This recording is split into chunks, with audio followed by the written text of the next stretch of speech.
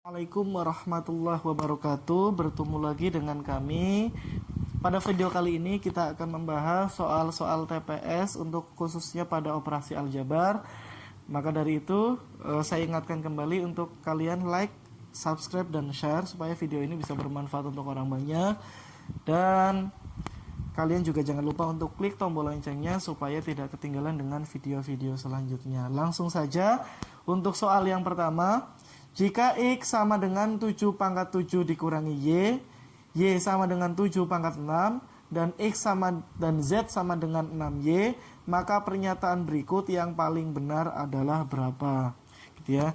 Di sini diketahui ada 3 variabel yang saling berhubungan. Yaitu apa aja? Di sini ada X sama dengan 7 pangkat 7 min Y. X sama dengan 7 pangkat 7 dikurangi Y. Sedangkan Y-nya sama dengan 7 pangkat 6 dan Z-nya sama dengan 6 kali Y. Nah, di antara ketiga variabel X, Y, Z yang saya tunjuk ini, cuma nilai Y yang sudah eksak, yaitu 7 pangkat 6. Sedangkan nilai X masih ada variabel Y, nilai Z juga masih ada variabel Y. Maka dari itu, kita hitung untuk variabel X dan Z-nya dengan cara substitusi nilai Y. Maka dari itu jadinya apa? X-nya sama dengan 7 pangkat 7 dikurangi Y-nya 7 pangkat 6. 7 pangkat 7 dikurangi 7 pangkat 6, maka 7 pangkat 6 bisa saya keluarkan menggunakan prinsip distributif perkalian. 7 pangkat 6 keluar, ada 7 pangkat 7, sisanya 7 pangkat 1. Dikurangi 7 pangkat 6 keluar, sisanya 1. Maka 7 kurangi 1, 6. Berarti nilai X sama dengan 6 dikali 7 pangkat 6. Itu nilai X. Bagaimana dengan nilai Z? Nilai Z di sini adalah 6 kali Y. Y-nya di sini 7 pangkat 6. Berarti langsung substitusikan 6 kali 7 pangkat 6. Dan kalau kita perhatikan, X-nya 6 kali 7 pangkat 6, Z-nya 6 kali 7 pangkat 6. Maka hubungan yang benar adalah X sama dengan Z. Jawaban yang benar adalah A. Seperti itu. Ini untuk soal yang di atas gitu ya. Oke, kita lanjutkan ke soal berikutnya. Berikutnya, 5 pangkat 8 dikurangi 5 pangkat 6 ditambah 7 pangkat 72 dibagi 5 pangkat 6 ditambah 3 sama dengan berapa? Nah, kalau kita lihat di sini hasilnya tidak ada pangkat, gitu ya, dan tidak ada pecahan. Maka yang kita pikirkan, berarti penyebut yang di bawah hilang. Bagaimana hilangnya penyebut yang di bawah? Hilangnya dengan cara dicoret dengan yang di atas. Maka yang di atas tugas kita adalah mengubah bentuk yang di atas pembilang supaya memuat bentuk yang di bawah supaya kita hilangkan. Gitu ya. Maka dari itu yuk kita lihat di sini. 5 pangkat 8 dikurangi 5 pangkat 6. Sama-sama punya 5 pangkat 6, kita keluarkan. 5 pangkat 6. 5 pangkat 8 sisanya 5 pangkat 2. Berarti gitu ya. 5 pangkat 2 itu 25. Min 5 pangkat 6 keluar 5 pangkat 6 sisanya 1. Ditambah 72 dibagi dengan 5 pangkat 6 ditambah 3. Sedangkan 25 dikurangi 1 itu sama dengan 24. Ini sama dengan 24. Berarti nilai yang pembilang 24 kali 5 pangkat 6 ditambah 72. 72 ini bisa ditulis dalam bentuk 24 kali 3. Sama-sama punya 24 bisa kita keluarkan. Maka menjadi 24 dikali sisanya 5 pangkat 6 ditambah 24-nya keluar sisanya 3 dibagi 5 pangkat 6 ditambah 3. Nah, di sini sama-sama punya 5 pangkat 6 plus 3. Maka bisa kita hilangkan. Jawaban yang benar adalah B. Gitu ya. Mudah ya untuk soal seperti ini. Soal berikutnya. Jika 9P dibagi Q sama dengan 16, berapa persen 5P min 2Q dari 10P?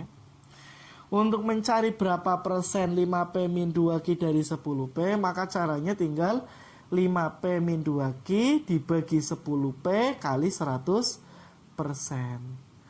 Tetapi jika 5P min 2Q dari, berarti atau gini aja, kita tulis aja dulu biar kita nggak bingung. Tadi gimana? Mencari berapa persen 5P min 2Q dari 10P? 5P min 2Q dibagi 10P kali 100%. Ini yang kita cari. Tetapi kalau kita mau mencari ini, di sini ada dua variabel. Ada P dan Q. Padahal jawaban yang diminta tidak ada variabel satupun. Maka caranya adalah dengan merubah salah satu variabel supaya menjadi variabel yang lain. Dan kalau kita lihat, di sini ada P, di sini ada P, ada Q. Q-nya cuma satu, yang kita ubah Q-nya, lebih mudah. Diubah jadi apa? Nah, di sini diketahui 9P dibagi Q sama dengan 16. Dengan mengalihkan Q kedua ruas sama aja 9P sama dengan 16 Q, atau Q-nya sama dengan 9P dibagi 16. Substitusikan. Kalau sudah disubstitusikan menjadi sama dengan 5P dikurangi 2 kali 9/16P. Q-nya diganti dengan 9/16P dibagi 10P kali 100%. Gitu ya. 2 dibagi 16 habis gitu ya. 2 dibagi 16 habis 2, ini 8, berarti 9/8. Nah, kalau sudah seperti ini gimana? Ya. Nah, ini di sini ada P sama-sama 10 ini habis. Kemudian sama-sama P juga habis. Nah, berarti sisanya ya kita sederhanakan 5 dikurangi 9 dibagi 8 kali 10%. Nah, dengan menyamakan penyebut, 5 itu sama dengan 40/8. 40 dibagi 8 dikurangi 9/8 sama dengan 31/8 dikali 10%. Maka kita tinggal ngubah, yuk. Berarti hasilnya 310 bagi 8 gitu ya. 310 dibagi 8 sama dengan 38,75%. Berarti jawaban yang benar adalah B. Begitu ya. Oke, next soal selanjutnya. Jika X pangkat X plus 2 pangkat X plus 2 ditambah 2 pangkat X plus 4 ditambah 2 pangkat X plus 6 dibagi 128 sama dengan 21/2, maka nilai X berapa? Ya, saya perbesar tulisan untuk soalnya. Ini saya garis gitu ya, supaya jelas. Saya perbesar tulisan soalnya, dimaksud yang diminta adalah 2 pangkat X plus 2 ditambah 2 pangkat X plus 4 ditambah 2 pangkat X plus 6 dibagi 128 sama dengan 21/2. Nah, bagaimana cara merubah posisi pembilang seperti ini? Kita ingat satu hal.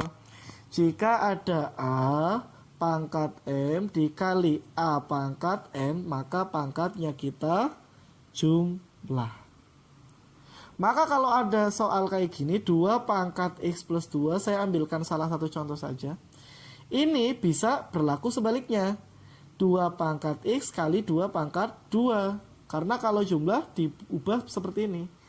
2 pangkat 2 itu 4, jadi sama aja 4 kali 2 pangkat X.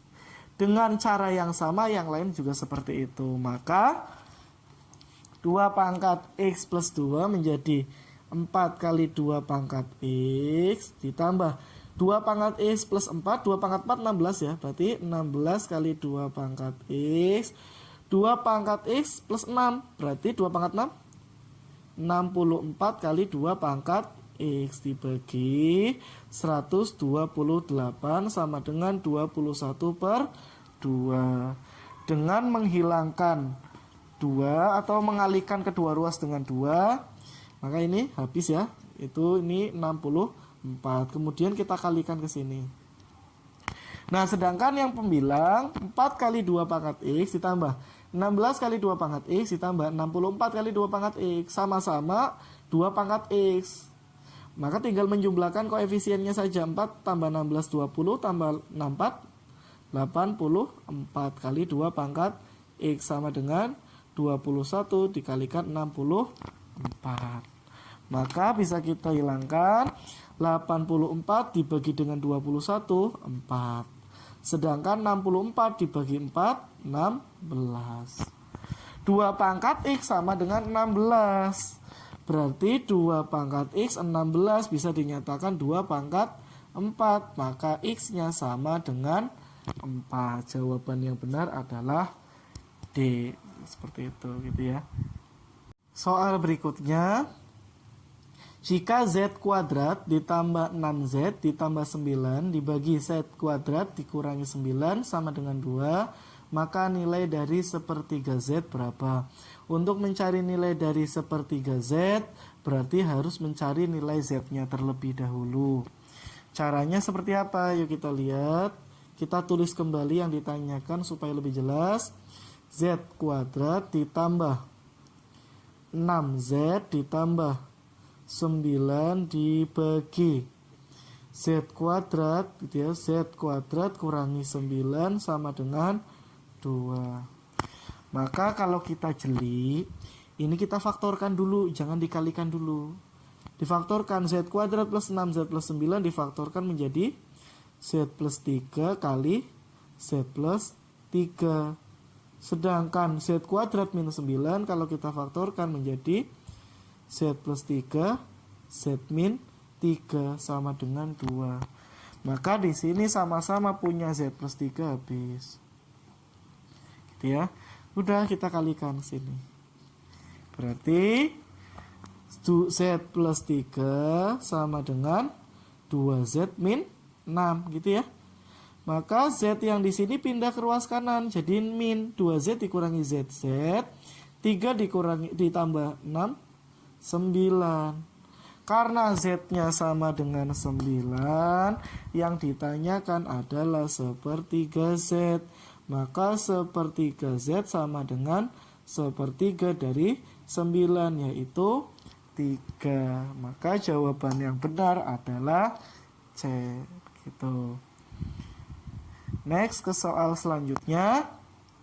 Diketahui M at N gitu ya, MAN lah gitu, saya menyebutkan gitu biar mudah. MAN berlaku 2M min N kali M plus N. Jika M-nya 3 dan N-nya 4, maka NAM berapa? Ini hati-hati. Di sini definisinya MAN, yang ditanyakan NAM berbeda. Nah, maka dari itu jangan terkecoh. Di sini gini aja, yang ditanyakan NAM. M-nya 3, N-nya 4. Oh, berarti yang ditanyakan 4 A F gitu ya, 3. Ini yang ditanyakan. Kembalikan lagi ke definisi awal. Definisi awal ini saya bataskan dulu biar jelas gitu ya. Definisi awal mengatakan bahwa jika ada M F N sama dengan 2M dikurangi N dikali M ditambah N. Yang ditanya, yang diminta 4 F 3. 4 at 3 berarti sudah menyesuaikan. 4 menyesuaikan M, 3 menyesuaikan N. Jadi bukan 4-nya N, 3-nya M, bukan gitu ya. Karena berbeda terbalik. 4-nya M, 2 kali 4 8 dikurangi 3. M-nya 4 ditambah 3. Maka 8 kurangi 3 5, 4 ditambah 3 7. Maka 5 kali 7 35. Berarti jawaban yang benar adalah E. Seperti itu. Kalau berikutnya, jika M dan N adalah bilangan bulat negatif, manakah di antara bilangan berikut yang bernilai positif gitu ya. Maka manakah yang bernilai positif? Maka kita cari kita cari kontradiksinya aja. Kita mencari yang salah itu lebih mudah gitu ya. Nah, seperti ini, di sini ada M dan N itu negatif. M kurang dari 0, N juga kurang dari 0, tetapi dia merupakan bilangan bulat. Gitu ya. Maka kita cari kontradiktifnya. Manakah di antara bilangan berikutnya yang bernilai positif? Ya kita coba cari apakah A yang option A itu bisa bernilai negatif, kita cari. Nah, option A. Apabila M-nya saya ambil negatif 1, N-nya saya ambil negatif 2, kan sama-sama bilangan bulat. Dikurangi 1, ini sama dengan 1/2 negatif bagi negatif positif. Dikurangi 1, tapi menghasilkan negatif. Padahal yang diminta positif. Berarti untuk nilai tertentu ini salah. Gitu ya. Berarti salah. Gitu ya. Sedangkan yang B, coba kita mencari kontradiktifnya yang B. M dikali M plus 1. Gitu ya. Apakah bisa kita nyari kontradiktifnya? Bisa. Coba kalau kita ambil M-nya negatif 2, N-nya negatif 1. Negatif 2, negatif 1 tambah 1. Dia memenuhi bilangan bulat dan negatif, tapi hasilnya adalah 0, bukan positif. Bilangan itu kan ada 3, bilangan positif, bilangan negatif, dan 0 kan gitu ya. Maka yang B juga salah. Kan gitu. Sedangkan yang C, M kali N dikurangi 5. Apakah menghasilkan bilangan positif? Ya belum tentu juga kalau kita ambil MN-nya negatif 1 dan negatif 2. Negatif 1 dikali negatif 2 dikurangi 5. 2 dikurangi 5 negatif 3. Berarti pernyataan yang C juga salah. Gitu ya. Nah, sedangkan yang ini, MN yang ini, apakah benar? Yang E, kita coba yang E dulu. Gitu ya. M kali N, kalau M-nya min 1, N-nya min 1. Min 2 misalkan. Min 1 kali min 2. Gitu ya. Atau M-nya yang min 2, ini yang min 1. Gitu ya. Ditambah 3 kali min 1. Min 2 kali min 1, 2. 3 kali min 1, min 3. Hasilnya negatif 1. Yang E juga salah. Maka jawaban yang benar adalah D. Kenapa D benar? Karena gini logikanya, M dan N negatif bilangan bulat, saya ambil yang paling kecil, 1, negatif 1. Negatif 1 kalau dikuadratkan hasilnya 1. 1 dikurangi 1 sudah 0. Gitu ya. Padahal kalau di sini M kuadrat pasti positif. Positif ditambah 0, hasilnya positif. Berarti D betul. Gitu ya. Ini soal yang sedikit lumayan analisis gitu ya. Oke. Untuk soal selanjutnya, jika A sama dengan 2B dan 4C sama dengan A, jika A, B, C adalah bilangan positif, maka pernyataan di bawah ini yang benar. Di sini ada kalimat A, B, C positif. A, di sini saya pisah dengan garis lagi gitu ya. Nah, ini saya pisah. Nah, maaf kalau nggak lurus gitu ya. Di sini A sama dengan 2B. A sama dengan 2B. Dan A sama dengan 4C gitu. Nah, kita cek pernyataan 1. Apakah C lebih dari A? Ya salah. A sama dengan 4C. Kita cek pernyataan satu-satu. Kita cek pernyataan 1. Apakah C lebih dari A? Pertanyaannya itu. Ya jelas salah. A sama dengan 4C itu artinya A sama dengan 4 kali kelipatan 4 kali C. 4 kali C. Gitu ya. Karena A sama dengan 4 kali lipat dari C, ya berarti A-nya lebih dari C gitu ya. Karena A-nya lebih dari C di sini ya. Nih, A-nya lebih dari C, padahal yang ditanya pernyataan 1 adalah C lebih dari A, berarti pernyataan 1 salah. Pernyataan 1 salah, maka A, B, dan E juga salah karena mengandung pernyataan 1. Nah, berarti tinggal C dan D, yaitu 2, 4 atau hanya 4. Maka yang kita coba adalah pernyataan 2. Apakah B lebih dari C? Pernyataan 2. Gitu ya. Nah, untuk mencari apakah B lebih dari C, di sini kita harus mencari hubungan antara B dengan C. Nah, karena A sama dengan B dan A sama dengan C, 4C, maka 2B sama dengan 4C. Atau B-nya sama dengan 2C. Karena B sama dengan 2 kali lipat dari C, berarti B-nya nilainya lebih dari C, gitu ya.